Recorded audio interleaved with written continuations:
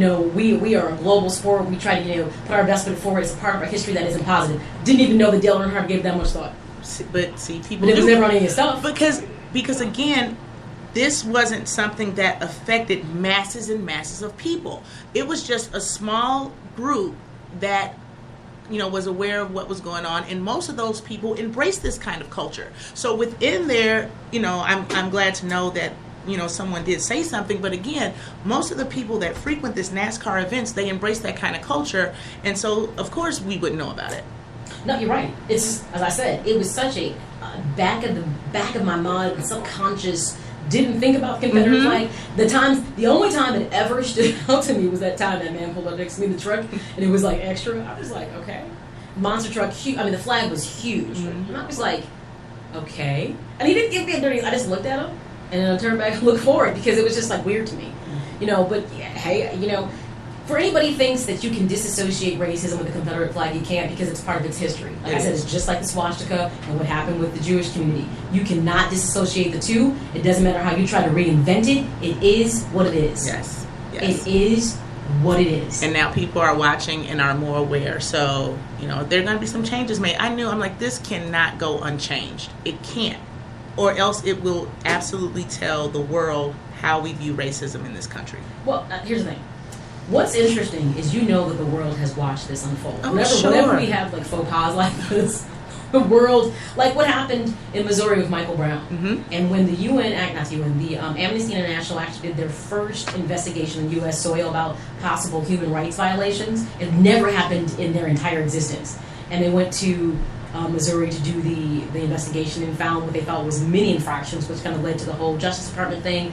The world looked at us and said, here it is, you're continually trying to tell people how to mind their business, live their lives, to do, what they're doing wrong, and right there within your very own country. And actually, there's been some leaders, I know the Ayatollah said that once, like, how dare you even attempt to dictate to somebody else this is why what we're doing wrong within your very own borders. You don't even respect your own citizens. I'm telling you. I always thought that was so oxymoronic. I'm telling you, people think we're idiots. That's why everybody hates us. They're like, these people have a lot of nerve. You can't even get it together within your own country. You have a lot of nerve. Yeah, you want to come over here and dictate to us what we're doing is wrong. Yeah. You want to talk about genocide. You want to talk about genocide? Right. And I think it's interesting the world is kind of starting to turn around that mirror and say, you need to take a look. You need. And I always say, for all the time we invest with other people trying to right their wrongs, we have a lot of problems right here that we can be fixing. That we could be fixing. Yes. So from a global standpoint, not that I think as a country we are so vain that we may or may not care what other people think about what we think. We don't. Our power and control is always going to be what it is. We are an arrogant group. We're an arrogant group of people.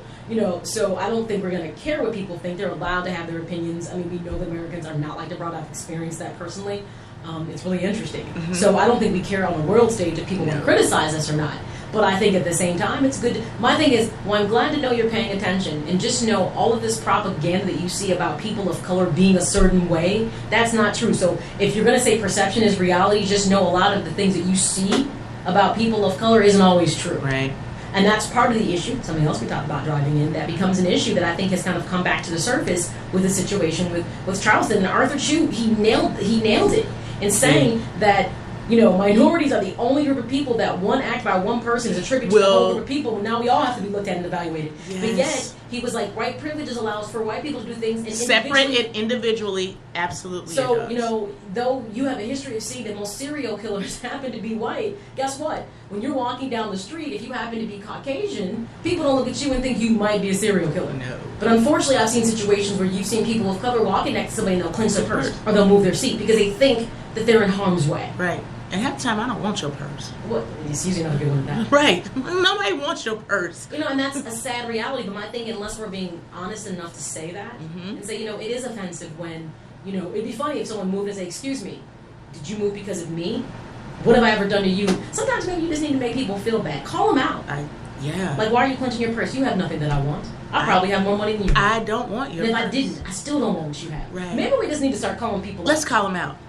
We're going to start the movement. Let's start a movement. Call them out. Call them out. Call them out. Call them out. Hashtag call them out. So next time somebody does something that you know is totally wrong, be like, why would you do that? You don't even know me personally, so why would you clench your purse or move away from me?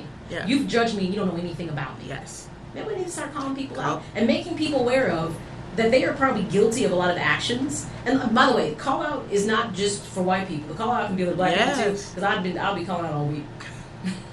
If you see somebody doing something inappropriate, why not call them out on it? Say, excuse me, but be careful. Yeah, I'm not advising. It can be a little call out with caution. That's all. Call out with caution. Call out. Proceed with caution. Because you might call the wrong person out, mm-hmm. and they may, the difference is some people are very vocal. Like, excuse me, you talking to me? Yeah, because if Nikki Braden have a bad day, you better keep your call out to yourself. Nikki Braden, you catch Nikki Braden on the wrong. Okay, day. scratch that idea. I just realize that comes with a consequence that maybe we're not ready to pay. It's a great idea, but unfortunately, we're not that kind of society. In theory, let's do it in theory. In theory. Yes. I mean, I wish you could. I wish you could just tell a person, I don't know why you would say something. And actually, I've been in conversations with people. I've actually been in conversations in a room with people and talked about racism. Well, I think they forgot I was standing in the room. Probably. And said things. And I think when I raised my eyebrow, they were like, oh, Maya, we're not talking about you. I said, time out. Okay. I understand you may not be talking about me, but I am including that group of people that you are talking about. Mm-hmm. I said, and the reason that that's wrong to say that is because you're generalizing an entire race of people. And then I give them an example just like that. How would you like if I said that every white man is a white beater, that they are perpetrators of domestic violence, or that they're serial killers? I mean, and one of the things we talked about, and this is going to seem so mean. All my white friends listening, Maya, you are just Maya's the mean being one. Insensitive today. But I'm just saying, this is why I want people to think about this. Violence is attributed to black people all the time. But from a historical standpoint, some of the most violent people have not been people of color. The idea that you would tie persons 4 limbs to 4 horses and tell them to ride, the fact that you were racking people, that you created whips that actually had hooks in them, that you would put a guillotine on somebody, need I say more? No. Now, that's a history of violence. Yes. But yet, it shouldn't, here's the thing, it shouldn't be attributed to somebody who's never done it before. Right. So my thing is take that same theory and apply it to people of color. Stop attributing things to me that have nothing to do with me. Don't attribute things to people that you don't know. So if you can't verify that somebody would do that kind of thing, would commit a crime, or wants to steal something from you, or some welfare recipient, I've heard people say all kinds of crazy stuff about people of color. Don't attribute it to people you don't know. There it is. And if we just do that, we don't even have to do the call out. Right. Just call out yourself. Check your own kind of racial or stereotypical ideas. We all have them, by the way. Mm-hmm. We all do. Nobody's devoid of it. No. Check yourself, and we should be okay. We should be all right. All right, that's going to wrap up. Enjoy your lunch if you can. That's right. It's now time. Yeah, we put out there. Enjoy For the Rob G Good luck. Midday Mix. Enjoy, folks. All right.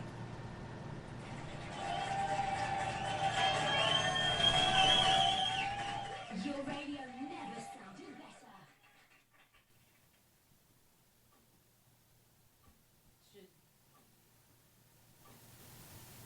You want that up?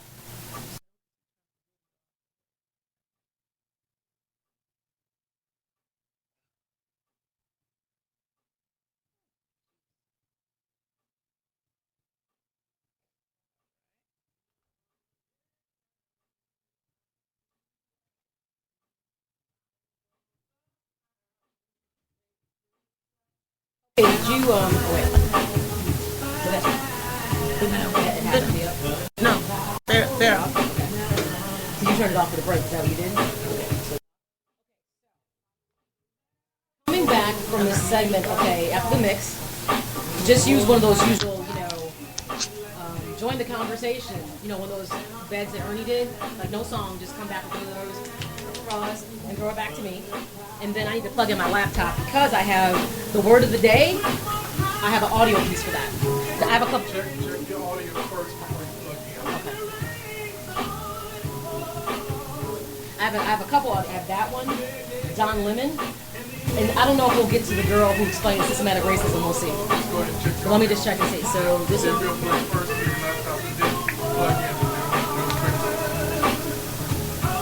Simulate. Okay, I hear it. You hear it?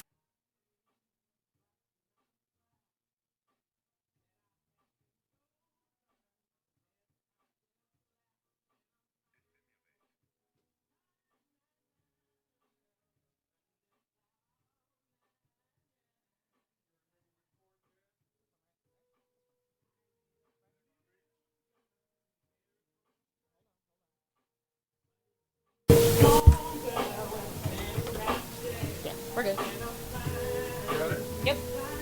Got it? Yep.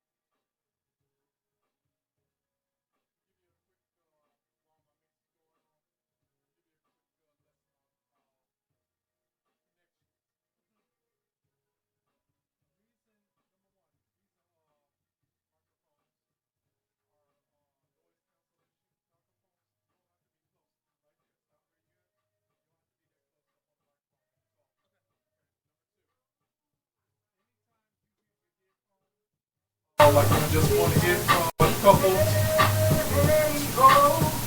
This is for one mono. You see the two black strips? That's for stereo. Left and right. Anytime if you hear your headphone at one, they might have changed it at night. Okay? They might have changed the connection. We gonna get tamales when we done. See, this is the headphone Oh, are we? tip. Okay. See the headphone tip? They both get at the same. What happened was this was tip was on here. Okay. That's why you only got one side of your headphone. It kept going in and out. But remember, I mean, it's just this is also. Evan is coming on at 1:20. He's got the update from the JRW press conference. I don't want to know. I want to be fully surprised. Good. So coming out of your mix, call him. I told him on my text, make sure you are not on speakerphone. I told him that already. Alright. Oh, y'all, let's do it. It's so clear. What? So HD clear.